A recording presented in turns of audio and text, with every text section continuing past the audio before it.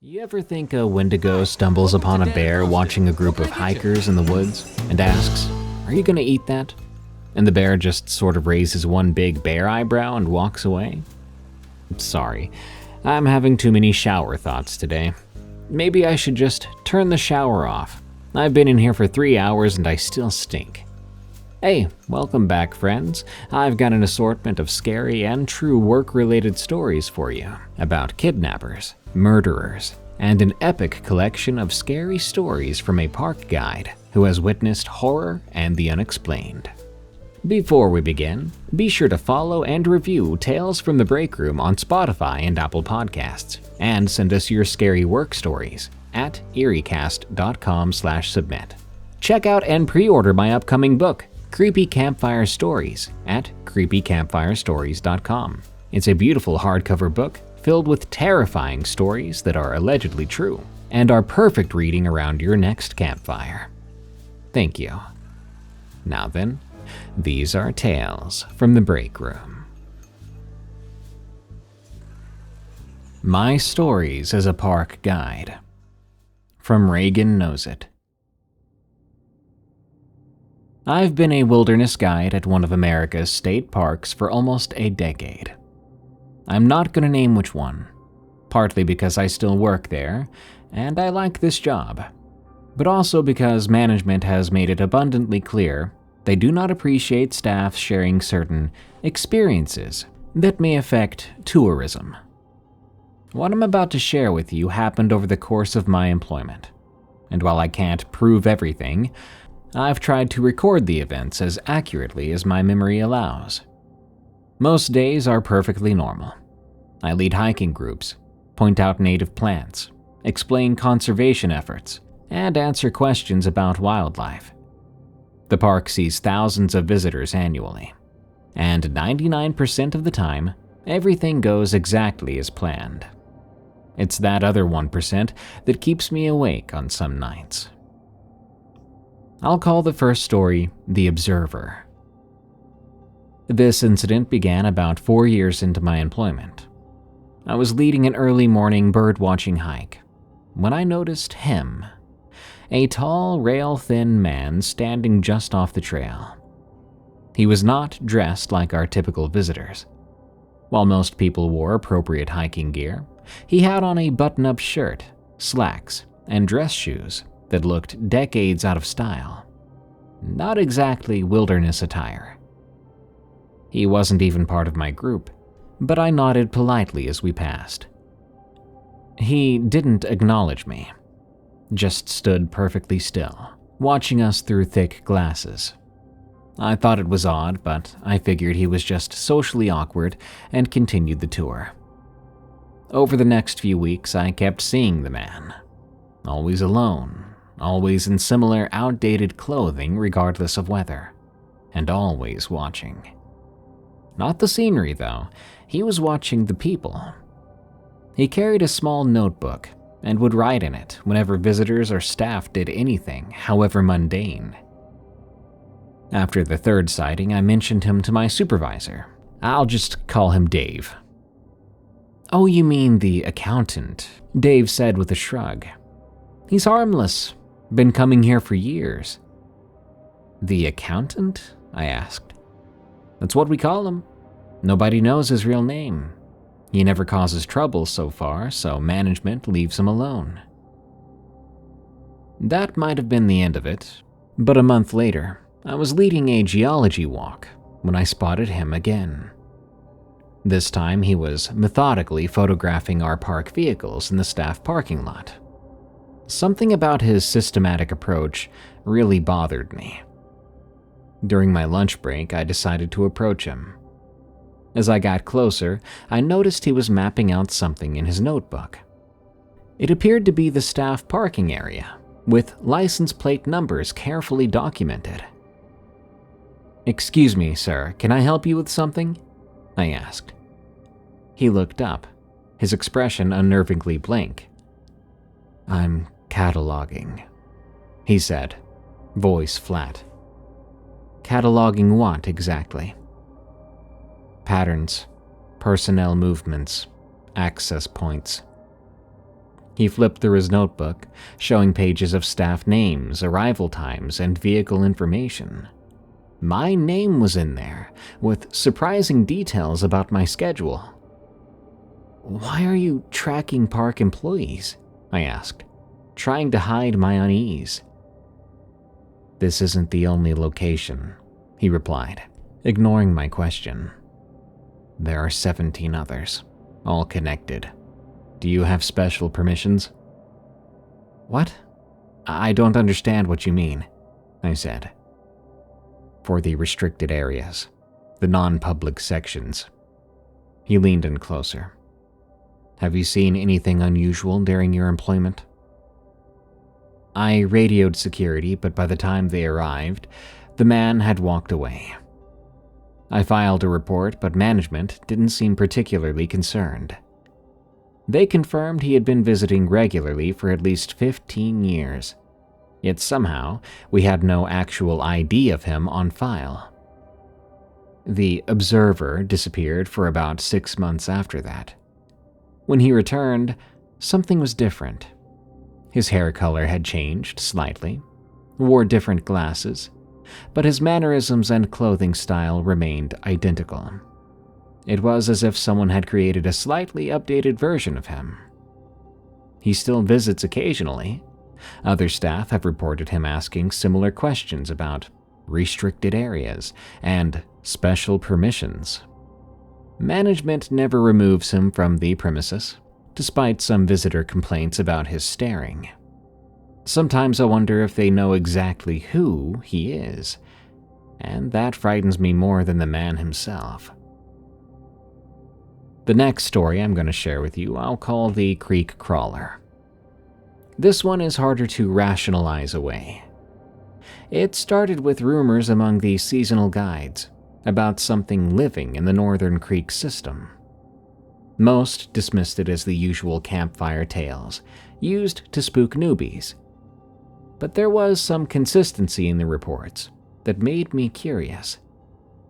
Indigenous legends of the area mentioned a skin thief, or hollow man that hunted near the water, though most anthropologists classify these as cautionary tales to keep children away from dangerous waterways.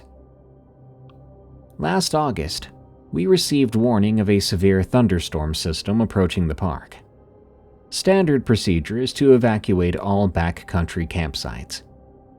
I was assigned to check a remote site near the Northern Creek, the same area featured in those legends.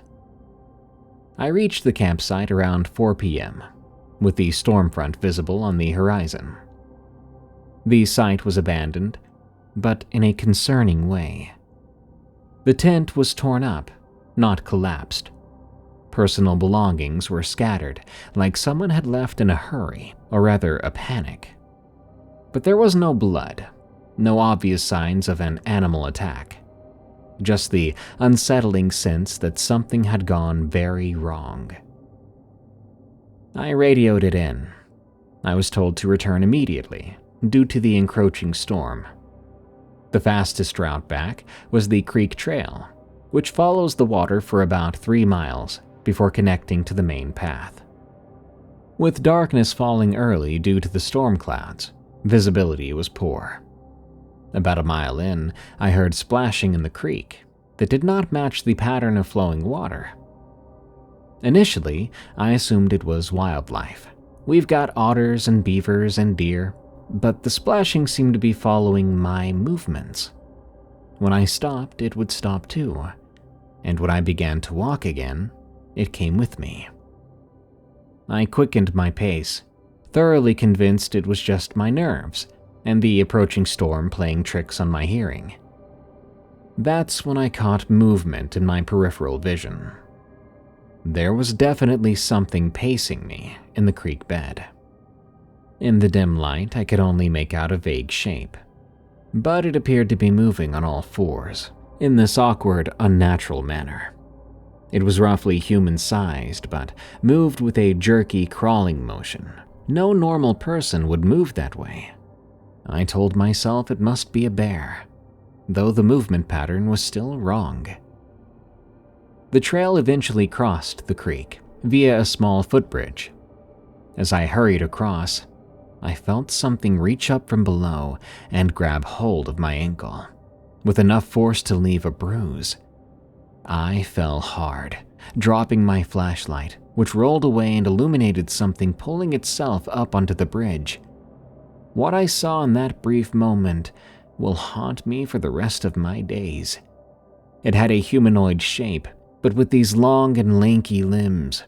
The skin was pale but appeared waterlogged, with patches missing to reveal something dark underneath. The face was horrible, almost human but distorted, with wide eyes that reflected light like an animal's would. I kicked free and scrambled backward, grabbing my hiking pole. The creature lunged at me, and I thrust the pole at it in defense.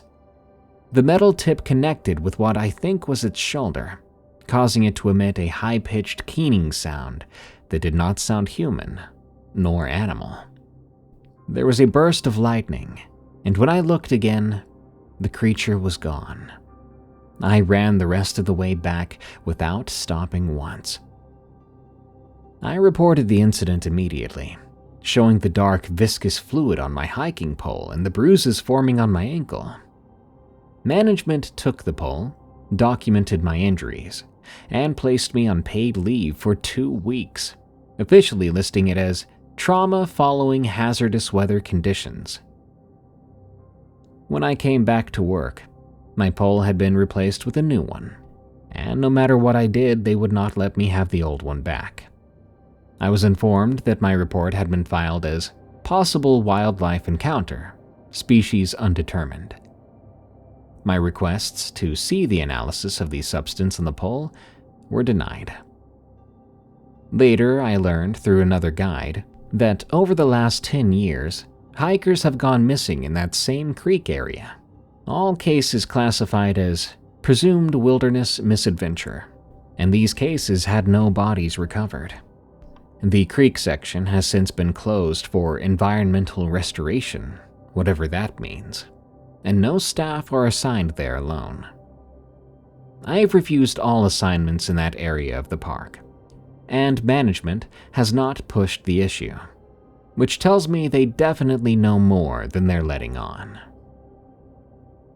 I'll call this next incident the White Pines Trail phenomenon. It took place during my 5th year at the park. We have a trail that's pretty famous, but I'm just gonna call it White Pines Loop. It's about 4 miles of moderate hiking through one of the oldest sections of forest. This trail isn't particularly remarkable except for one strange pattern I noticed after reviewing incident reports during a safety training session. Over a span of several years, various hikers had reported a nearly identical experience. They'd somehow lost their hiking companion on the trail, despite never separating. In each case, the missing person was eventually found waiting at the trailhead, insisting they'd been there for hours after getting separated from their group. Each missing person reported feeling suddenly disoriented before finding themselves back at the trailhead. Management dismissed these as simple navigational confusion, but the similarity of the reports caught my attention. All of these incidents I read about occurred along the same half-mile stretch of trail, all between 3 o'clock and 4:30 p.m., and all during the month of October, strangely enough. So when October came around that year, I volunteered to lead as many White Pines tours as possible. I wanted to observe this stretch of trail myself. For 3 weeks, nothing unusual happened. Then on the 27th, while leading a group of 5 hikers, I got my chance. We reached the infamous section around 3:15. I was hyper-aware of my surroundings and kept counting my group over and over to be sure. The area looked fine, nothing crazy, nothing odd at all. As we rounded a bend in the trail, I did another head count. 4 hikers. Someone had gone missing. A middle-aged man I'll call Paul. He had been hiking with his wife, but he had vanished. His wife Linda was understandably concerned. "He was right beside me just a minute ago," she insisted. I was telling him about the bird we saw, and when I turned to point, he was just gone." We backtracked about 50 yards. No side trails, no steep drops, nothing that could explain a sudden disappearance. So I radioed it in. We conducted a brief search of the immediate area while waiting for the backup ranger. "Did you hear anything unusual before you noticed Paul was missing?" I asked his wife.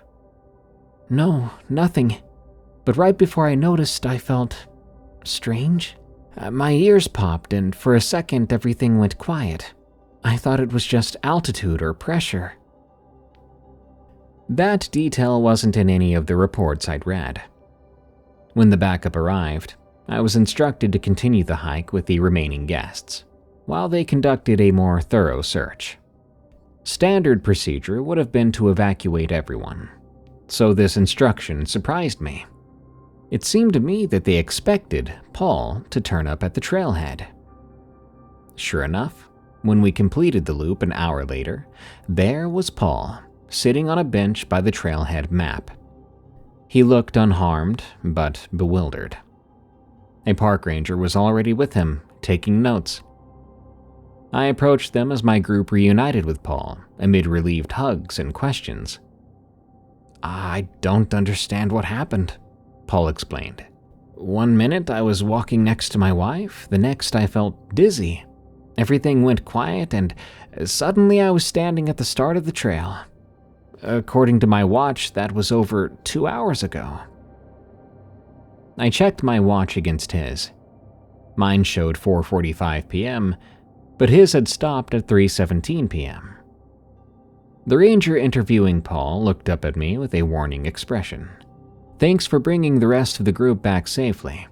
I'll handle the report on this one."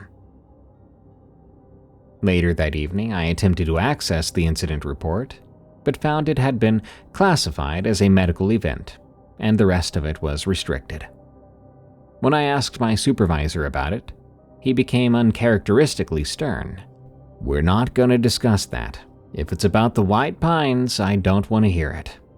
I pressed him for more info, and the most I got from him was that some places are just weird. My final story is called The Double Hiker. It's perhaps the strangest of them all, as it defies any rational explanation I've been able to come up with. Last spring, I was leading a small group of 8 hikers on our Ridgeline Trail, a moderate 6-mile loop with spectacular valley views. Among them was a middle-aged woman named Karen, wearing distinctive bright yellow hiking pants and a blue windbreaker. About 2 miles in, we stopped at a small waterfall for photos and a water break. I did a quick head count. Only 7 people. Karen was missing, but no one had seen her turn back. Just as I was about to radio for assistance, another guide called in to say that Karen was actually at the main Vista point. That was confusing for me. The Vista point was still over a mile ahead. There were no shortcuts or alternate routes. I assumed there must be another woman with similar clothing, so we continued our hike. When we made it to the Vista point maybe 40 minutes later, there was Karen, taking photos of the valley. I approached her, asking if she'd somehow gone ahead of the group. "No, I've been with everyone the whole time," she insisted, looking confused by my question. I didn't push it then, figuring I may have miscounted earlier. We completed the loop and returned to the visitor center at approximately 2:30 p.m. I was filling out my tour report when, to my shock, Karen walked through the front entrance at 2:50, still wearing the same distinctive yellow pants and blue jacket.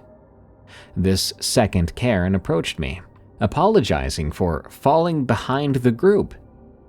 She claimed she had stopped to photograph a bird and lost sight of us, eventually finding her way back to the center on her own.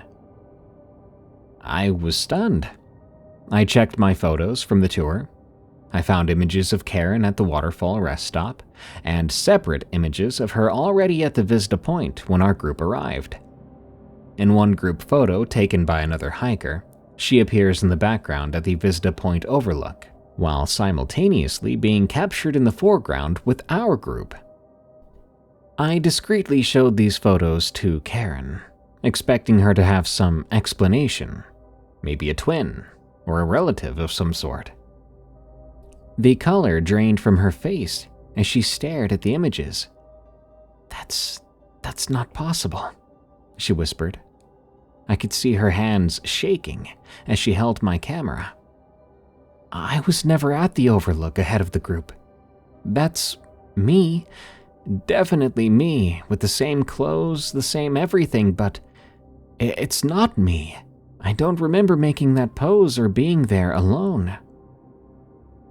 When we checked the visitor center security footage, it clearly showed Karen entering with our group at 2:30, with no prior entry that day.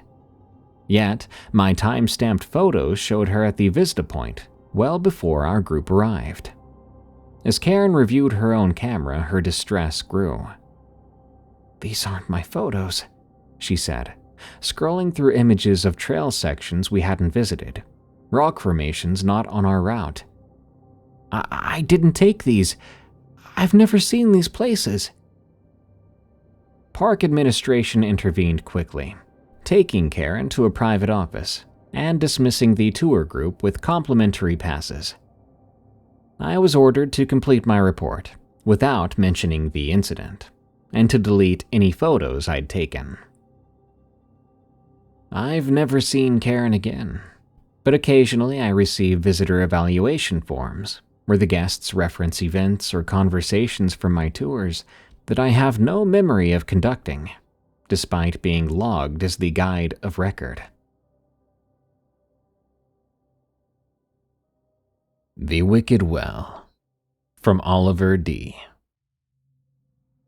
My name is Oliver.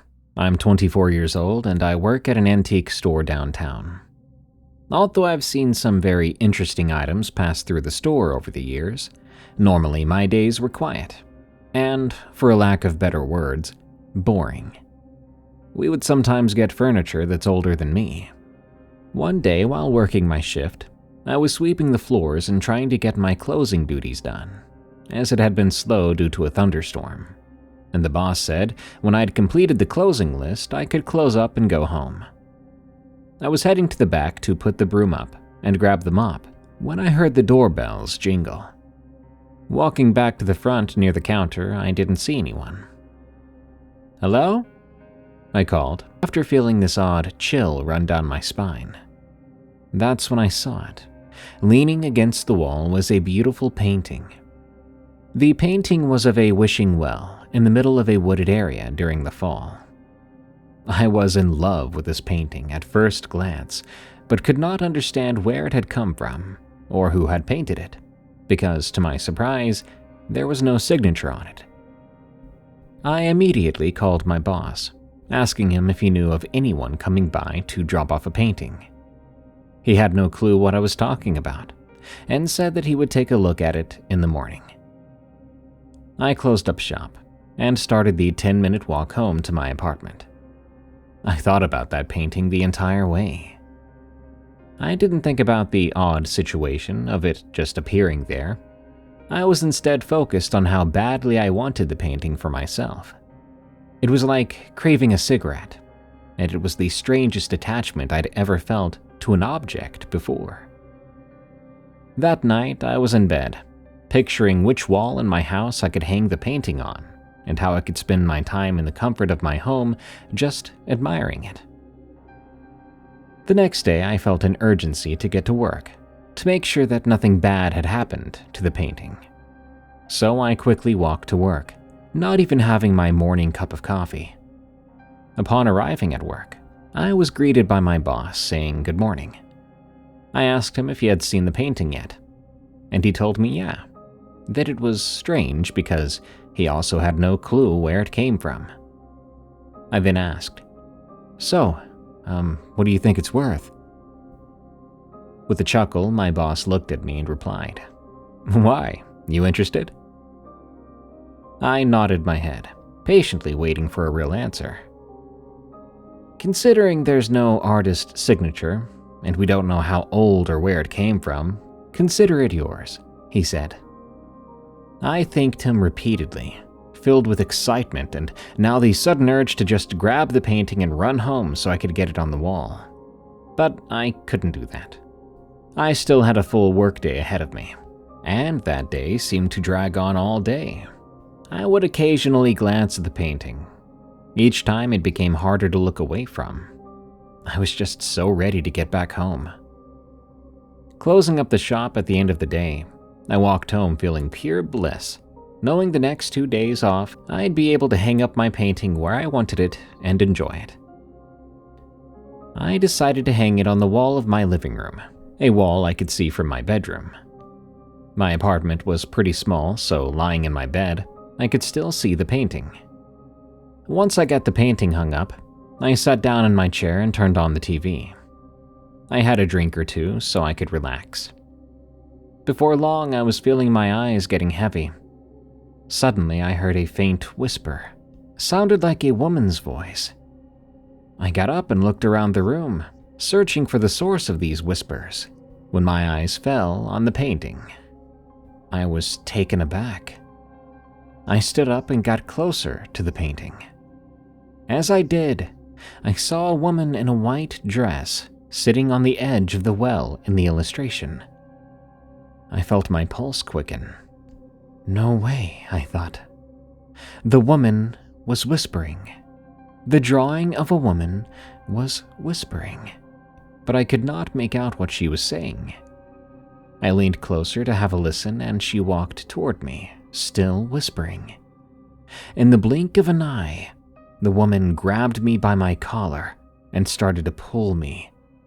I braced both of my hands on the wall and pushed back with all of my might, panicking and struggling to break free from her grasp. At the last possible moment, I woke up. I was in my chair, accompanied by the sound of a low mumbling coming from the TV. In total shock, I rushed over to the painting to find it free of anything or anyone out of the ordinary. My mind felt a bit fuzzy, but I chalked that up to the whiskey and being half asleep. I made my way to the bathroom to brush my teeth before getting in bed, when, in the mirror, my reflection revealed something to me that was utterly terrifying. The right side of my shirt collar was torn. I felt chills go down my entire body. I convinced myself I just needed more sleep. I went to bed after closing the door so I couldn't see the painting. At some point, I awoke to silence. I rolled out of bed and walked into my living room to check on the painting when I noticed something I hadn't seen last night. The background around the wishing well. It changed from fall to a sort of winter. Colorful leaves no longer filled the trees around the well, but instead, there were naked limbs and branches reaching across the canvas like hands trying to grab at me. Worst of all, I constantly had the urge to be near that painting. No matter what I did or where I went, I kept thinking about it. The next 2 days were normal as it gets. Monday rolled around and I found myself extremely bored at work, so I decided to use my work laptop to do a little research on the painting as I was constantly thinking about it. I searched for hours, even doing a Google picture search, and I found absolutely nothing. So I came to the conclusion that the painting must have been done by someone nearby, a talented local. I spent the weeks that followed obsessed with finding out where the painting came from exactly, and what had inspired it. Was this a local well? All the while, I was having extremely vivid dreams about the woman in white. My constant urge to be close to the painting was met with extreme fear of being anywhere near it. This went on for quite some time until one day, I decided to check out the local museum for answers. Asking one of the older gentlemen that worked there for some assistance, I showed him a picture of the painting and asked him if he had ever seen anything like the well locally. "Ah, that's the Wicked Well," he said abruptly. "Follow me." Without a word, I followed him around the corner to a glass casing, holding some older photographs and newspaper clippings. And there it was, in black and white, a photo of the well surrounded by trees. One of the articles was titled, "The Wicked Well," with a story of a woman and her 4 children whose remains were found inside the well. The paper was dated October 20th, 1932, and the article also stated that the woman and her children had been missing prior to being found for a little over a year. Hearing the man explain the articles to me, telling me about how not many people had ever really asked about the well, unsettled me. He then showed me a photograph of the woman, and my stomach turned. There she was in a white dress, the same woman that grabbed me by my collar and tried to pull me into the painting. I asked the man if he knew the location of the well, and he told me that after the remains were found, the well was soon after sealed off, and any trace of it would have been covered by many years of foliage by now. Puzzled, my walk home was a blur, and all I could think of was how. How could any of this be happening to me? When I got home, I thought I'd try to experiment a little by sitting down in my chair and having myself a drink. I needed to experience it again. It was like I was addicted to being around the painting, no matter how uneasy it made me feel. After about 3 drinks and scrolling through my phone a bit, my eyes started to feel heavy again, and I once again began to hear a whisper. I glanced at the painting, starting to feel myself drawn towards it. I got up and approached the painting cautiously, but the whispering started to get quieter the closer I got to the painting. Looking at the well, the lady in white was not there. I leaned in closer and suddenly felt 2 ice-cold hands on the top of my back. I turned, and the lady in white was standing there, behind me, pushing me towards the painting as I screamed. I fought as hard as I could, but in vain, as she pushed me inside the painting. My ears rang and I was disoriented. I stumbled toward the well, dizzy, looking for something to grab a hold of to keep my balance. I saw it then. Etched into one of the stones of the well was my name. I ran my fingers over the etching, and suddenly I woke back up in my chair, covered in sweat. I got up and quickly locked myself in my room, putting as much distance between me and the painting as I possibly could. The next day, I took the painting behind my apartment complex and burned it. It felt like relief and a sense of grief at the same time, watching it burn. I never had another experience like that in my apartment, but I also now don't keep paintings in my place. Every once in a while, though, I have nightmares about my experiences. I still wonder, why me? What was the motivation of that lady in white? And who did the painting belong to before me? These are things I'll never get an answer to.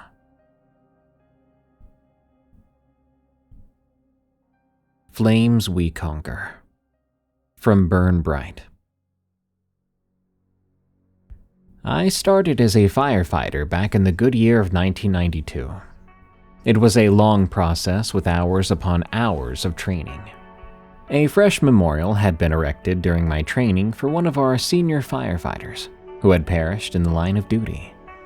Apparently, he had gotten trapped in a burning home after getting some children out, and they found his remains hours after the fire had finally been put out.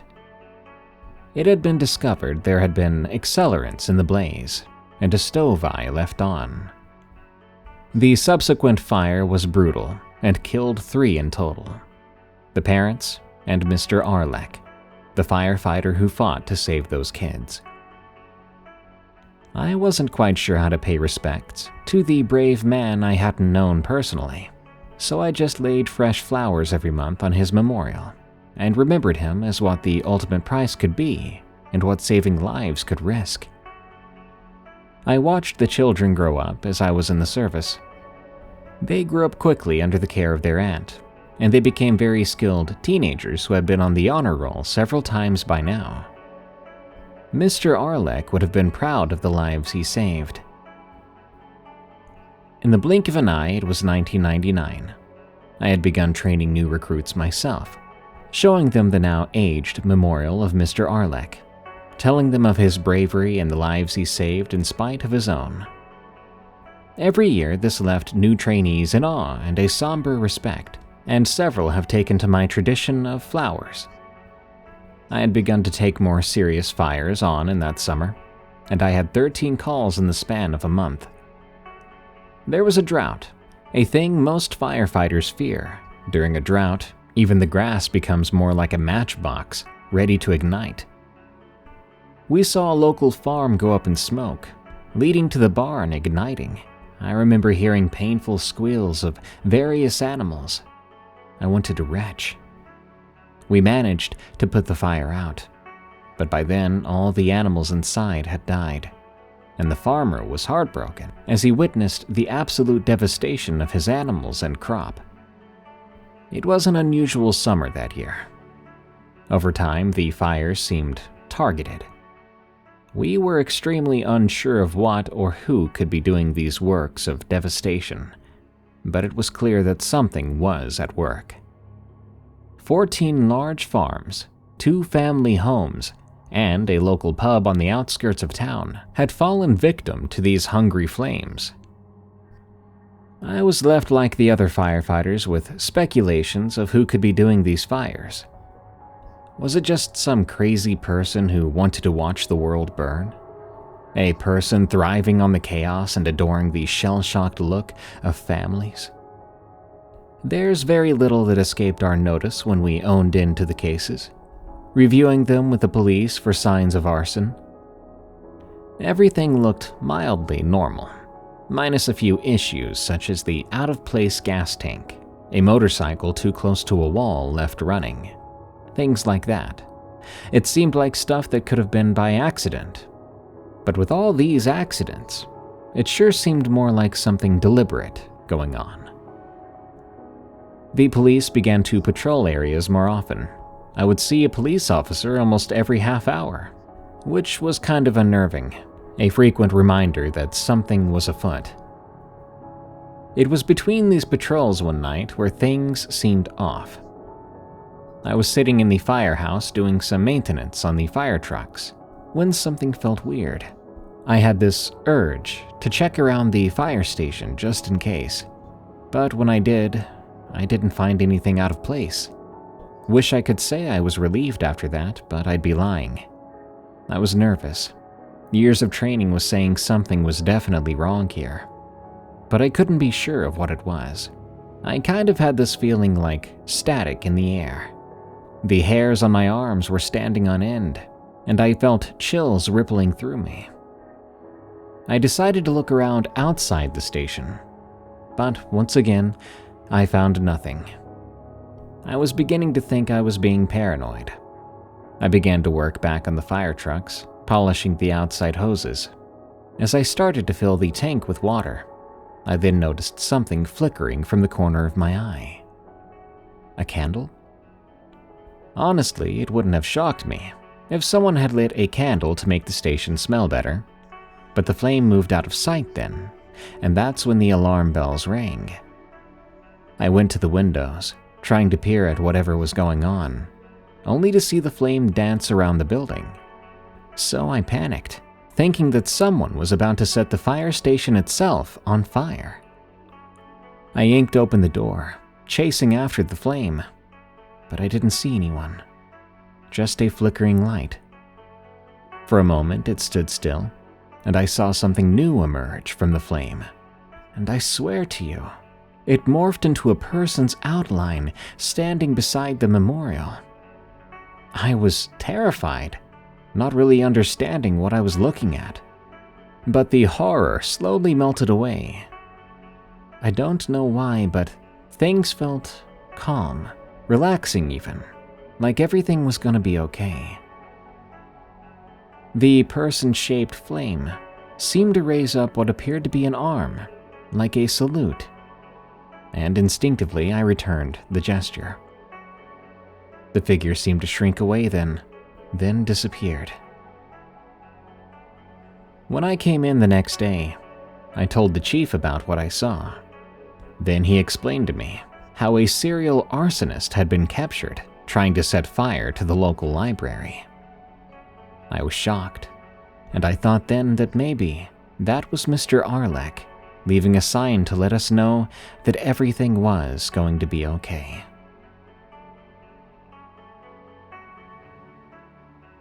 Always be aware. From Venus at 1014.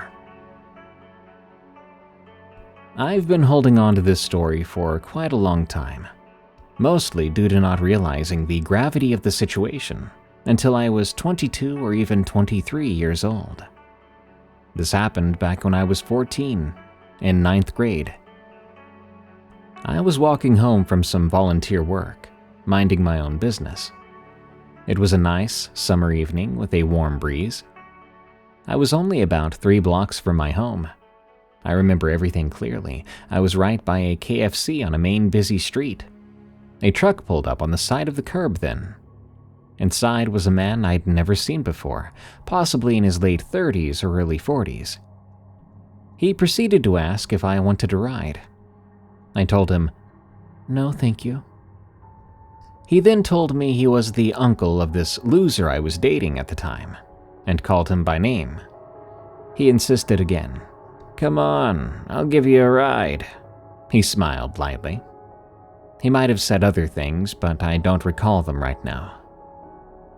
I, being very naive, said, "Okay." This was where I changed my mind in an instant. I had my hand on the door handle, already pulling it open. I then saw this man getting way too excited about me getting in his vehicle, as if he was shocked I'd said yes. I know, not smart. I'm aware of that now. He started to drop everything he had on his passenger seat to the car floor. Just junk, what seemed to be baby toys and sheets of paper. I remember looking forward to the street ahead of me. The sun was setting as I thought about this man's behavior. It was a beautiful evening, so I then just told him, "You know what? I'll just walk home. Thanks." Then I began to walk away. The guy looked so confused, but he said nothing and sped away. I went on with my daily routines, thinking nothing of it. I can't remember how much time went by. I want to say a weekend. As we were having lunch at school the next time we hung out, it was my sister, a girlfriend, and the loser boyfriend. I brought the event up calmly as I didn't see it as a big deal. The conversation went as follows. I said, "Hey, your uncle offered me a ride the other day." The loser said, "What uncle?" I replied, "I don't know, some guy who said he was your uncle, I guess." I described the man in the car then. The loser replied, "I don't know who that is." "Okay," I replied, "whatever. I don't know who that was, but they said they knew who you were, even said your name." The look on his face completely changed. All the color drained from it. A mixture of shock and fear and realization about something, but nothing was said. After that, no one ever brought it up. I never thought about it again until I began to listen to scary stories and realized what had happened to me was not nothing, but something terrifying. As I found out later, the loser had enemies who truly hated him and were gang affiliated. My conclusion with this situation was that the man who tried to give me a ride was a family member of said enemy, trying to get revenge with people who were in his close circle. As I was his girlfriend at the time, I was a perfect target. It was terrifying when I put the pieces together, almost a decade later, thinking about what could have happened to me. I truly believe I might not be here right now. I'm grateful for the 1 second that I saw that desperate behavior and was mindful enough to pick up what was happening. I'm 29 years old now, happily married, and have 2 great boys in my life. Thank you for listening. I hope my story reaches many ears. Be safe out there. Predators are always present. The Compost Heap. From Bianca/Amanda. I'm a 17-year-old girl who recently got a job doing yard work for an old woman who we'll call Carly for the sake of privacy. I'll give you some backstory so you can understand easier. I got the job a few months ago so I could earn some extra cash. I wanted to go to a concert on the other side of my country. I had another job as well at the time, but I didn't get enough from it to save up in time. When I first arrived at the house, it looked very overgrown and empty, so I thought I had the wrong address. Carly, my new boss and the owner of the house, appeared as I started to recheck the address. She asked if I was Bianca, and I said yes. She showed me around her house. It was a little unsettling, to be honest. It looked as if no one had lived there for decades. She said she had been away for a few months and the people who were house-sitting for her did not respect the place. For the next few weeks, I was just tidying up the area and weeding. She had mentioned wanting more people to come and work for her. That's how my friend Amanda started working there. There was another kid who joined around the same time as Amanda. His name was David. This was his first job, and he was 13. A week leading up to the incident, I had noticed that David had not shown up for work. Amanda and I just thought he quit, or maybe he got fired, because Carly seemed to always complain about him, his laziness and his unreliability, and how he lost all her tools. She'd even accused him of stealing a hand shovel at one point. On the day of the incident, Amanda and I were weeding the front together. We don't usually work in the same area or together much, so it was nice to chat and work with each other. We had been working for a few hours before we started to weed the front, so it was already pretty warm when we began. We had started talking about our school subjects and upcoming tests and assessments when we got onto the topic of David. "So, do you know what happened to David? I haven't seen him for a while," I stated as I was putting the weeds into a bucket. "Nah, I was gonna ask you about him. You think he quit?" Amanda replied. Before I could respond, Carly seemed to just appear in front of us with an agitated look on her face. "He left, okay? Now stop talking about that boy. He was the worst worker and he never listened." She hissed out that last part before she turned and walked away. I could hear her mumbling as she walked to the back. Amanda and I were a little shaken up by the encounter. We exchanged a look of curiosity and unease. After that, we just continued weeding the front in silence. An hour later, we had filled 7 buckets of weeds, and we carried them to the back with the help of a wheelbarrow. Once we got to the back, Carly told us to tip the weeds onto the compost heap and just pile dirt on top. She also told us not to dig into the weeds that were already there, just to pile it up on top. I was a bit confused because she would normally tell us to even out the weeds before putting the dirt on top. Another thing to note before I continue is that Amanda and I had not done weeding for 2 weeks, so the weeds that were on the heap already would be pretty much gone by now. We got to the heap and were stunned to see a big pile in the middle of the compost. We shrugged and just dumped the weeds onto the already big heap. We then noticed a really strong smell of her weed tea. It's a liquid made from weeds and fish oil and water that's left out for a long time. It was really strong and putrid. It seemed to have a slight undertone of dead animal too. I chalked it up to the liquid. As we started to shovel dirt on top of the weeds, I suddenly got the urge to see what the big heap was hiding. It's not like Carly to not want the heap flattened out if she wasn't hiding something. I started to dig a little hole with my hands, an action I soon regretted. My fingers brushed something cold and stiff. I recoiled my hand pretty quick and peeped into the hole I made. I gasped, loud enough to get Amanda's attention. She came over and looked down at the hole. She put her hand to her mouth to stop herself from screaming. Her face had gone pale. I could feel the blood draining from my own face, too. It was around 11 a.m., meaning we only had around 1 hour left. "We can't let her know we know. We have to act normal," I whispered to Amanda. She agreed. The rest of the time was a blur as we tried to act normal and just finish our work. I could feel eyes burning into the back of my neck, but I kept acting as if nothing happened. Finally, my alarm went off, telling me we had 5 minutes to pack up. I told Amanda, and we quickly packed everything we needed up. We were walking down the driveway. I turned to wave goodbye like normal, but changed my mind as I saw Carly just standing there staring at us. She had this cold look in her eyes. We walked away. As soon as we were out of view from the house, Amanda and I started to run all the way back home.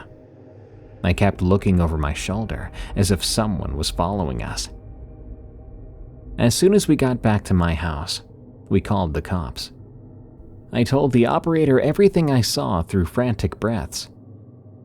We later found out that when the police got to her place, it was empty, and no one had lived there for a year.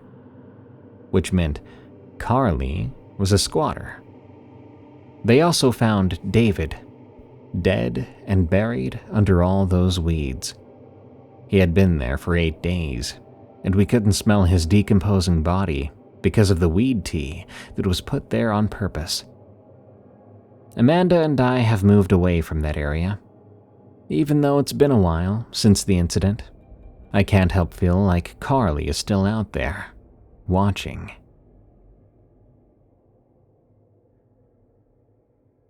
A horrid visit. From Mischief Managed. That day was rather boring in several ways, many of which I couldn't even bother to list. But the day had been absolutely dead. I had been playing with these small stress toys I keep on my desk, scrolling through Facebook, catching glimpses of cute animals and the occasional minion. It was a struggle not to roll my eyes, honestly. It seemed nothing was going on absolutely anywhere. I was a solid 3 hours into my shift, feeling the familiar tug of spacing out creeping into my mind. I let that feeling wash over me, resting my chin on my palm. Not sure how long I was like that for, nor can I recall what the daydream was, but apparently it had been all-consuming.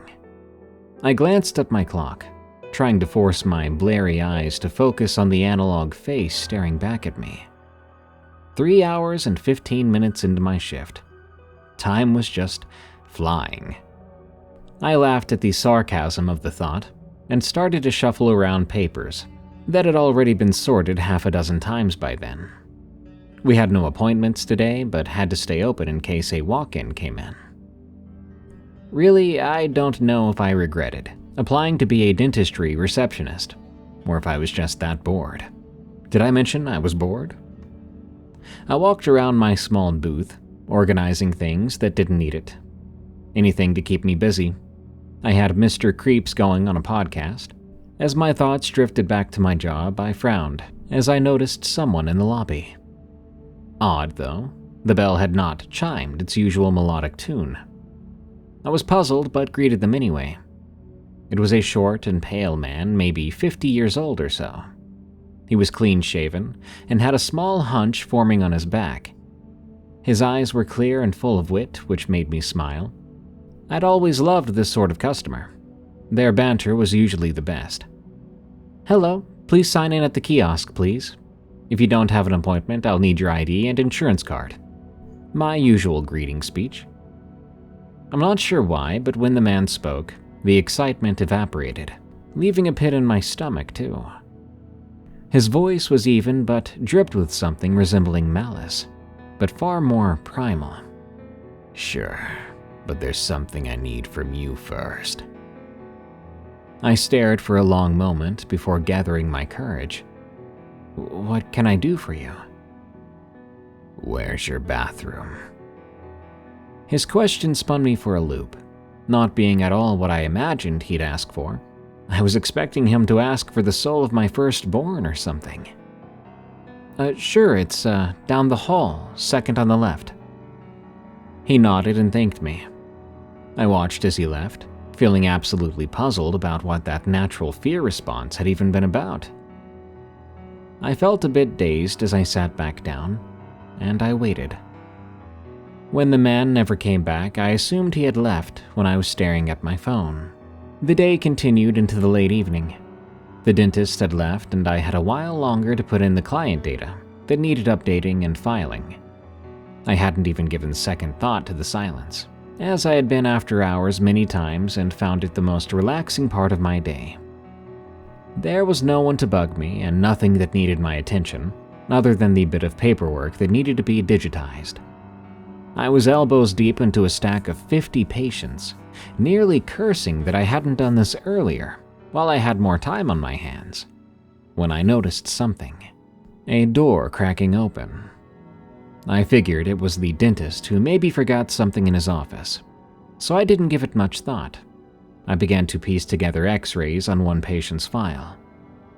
I didn't really pay that much attention when the office door closed, nor when a shorter person emerged and sat in a chair on the far end of the lobby, in a spot almost imperceptible from where I sat. I don't know when I noticed it, but something shifting in that direction made me look, and I was a bit in shock seeing the small man who I remembered had asked to use our restroom. "Excuse me, we're closed now. We'll reopen in the morning. I'll have to ask you to leave." He made no move to leave, but instead walked toward the front of my desk in quick, long strides, which I was left confused over, but refused to acknowledge. He stood in front of me, whispering something I could barely hear. Stupidly, I leaned over, wondering what he was saying. He whispered a bit louder, and I still could not hear him. So I tilted my head. "You really need to leave before I call the authorities." He then grabbed me by the hair, forcefully tugging me across the desk. "I asked when you get off."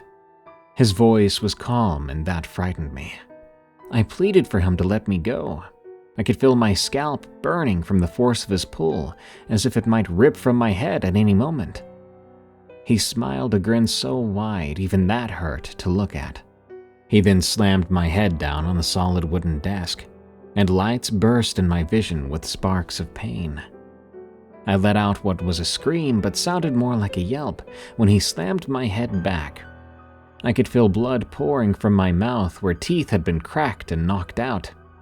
I bit my tongue at one point and swore a tooth shard had been lodged in it. I was so scared, crying and begging as the man slammed me down one more time before gathering the teeth while I sat there stunned and crying. "Believe in the tooth fairy now, do you?" he said.